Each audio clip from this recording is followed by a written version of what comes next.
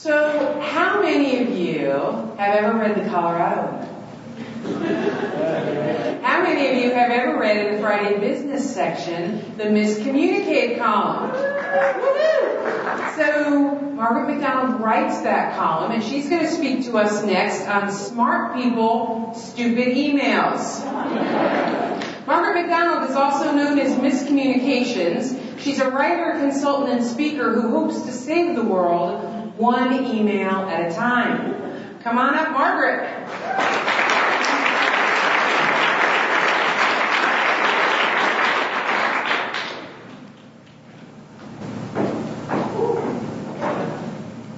Okay, Ron. Thanks. Okay, we all have a love-hate relationship with email. I know we do. It's simple, it's fast, it's convenient. You can send a quick message or a huge file or anything in between, but at the same time, every day, email opens us up to a whole bunch of crap and time wasters in our inbox. Now, this is a classic HTML spam message, but most of the time wasters that we get in our inbox these days are actually work that just haven't been formatted or organized well. Now, the number one time waster in email is reply to all or sending a message out to a huge distribution list, and you all know that. In a minute, you're going to see an email that somebody sent out to more than 2,500 people in her company because she found a ring in the women's restroom in her office. If everybody in that company spent 30 seconds on that email, she wasted almost 24 hours of company time. And of course, they all sent it back and forth to laugh about it. Now, what you really need to do with email is design it for usability so that when people look at it, like when they look at a teapot or another product, when they look at it, they immediately know what to do with it. They don't look at it and think, huh? And the best way to start that is with the subject header. Now, if you write a quick little subject header with hardly any information in it, people are going to say, huh? And they're not going to know how to prioritize it into the work that's in front of them. So a much better idea is to write a complete, clear subject header. And remember, if you are sending this out to somebody who might be reading it on a BlackBerry or an iPhone, get the important words first, because they might only get those first couple of words.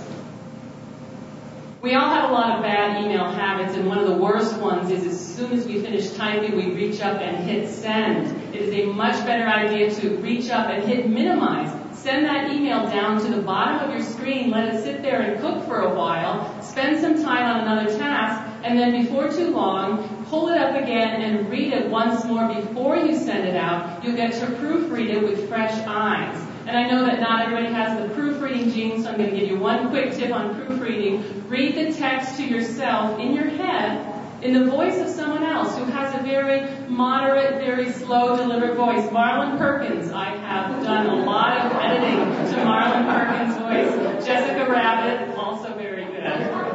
Now, when you get an email like this and you see one big block of text, the first thing you think is, do I really have to wade into that, right? And you don't want to send out emails that people don't want to read. So instead, break it out into little ideas, short paragraphs or bulleted lists. This is not only easier to look at and digest, it's also easier to remember because people have this physical memory of 3 points on the page or whatever it may have been.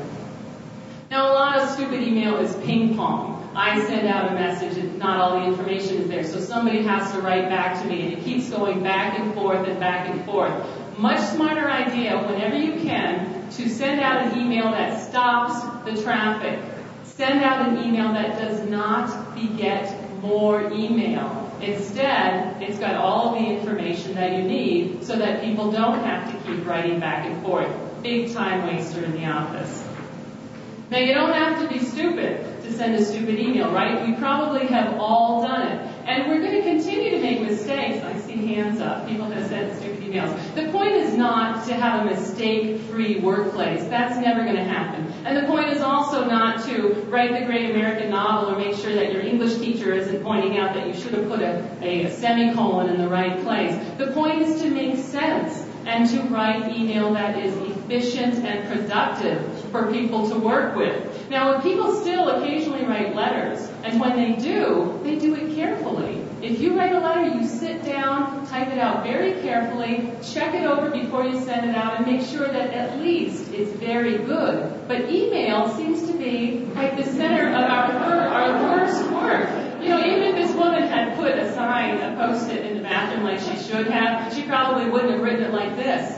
She probably would have written it correctly, but email tends to be our worst work these days.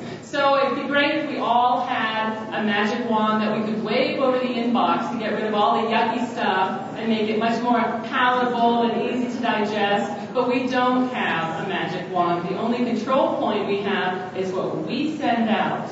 So I'm going to suggest to us all that we should all do what Gandhi would have said if he had been talking about email. You must be the change you wish to see in the inbox.